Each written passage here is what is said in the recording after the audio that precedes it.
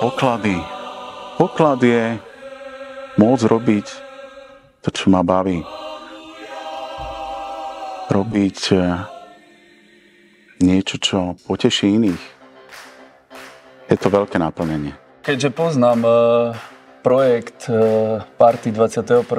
storočia už dlhší čas, sledujem ich vo folklórnom dianí a svete, my sme sa pustili do takého novšieho šatu, no a my sme súčasťou takisto zbor, teda chlapi a aj ženy, a myslím si, že bude to mať úplne iný šat ako doteraz. Poklady, tie party samotné, samozrejme aj pre nás, ako aj pre všetkých folkloristov, znamenajú veľkú výzvu na to, aby sme to spravili čo najlepšie.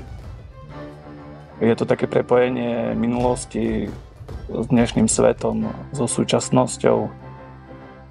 A myslím, že to bude pekné.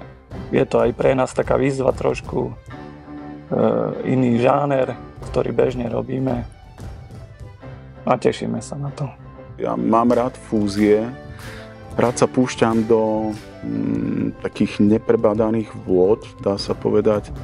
Mám rád, keď sa okoreňuje folklór modernými prvkami. Ja osobne som na to nastavený celkom, takže ja sa teším na tento projekt.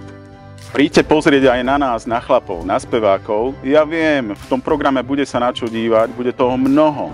Ale v našom prípade budete počuť to, čo ste ešte nepočuli.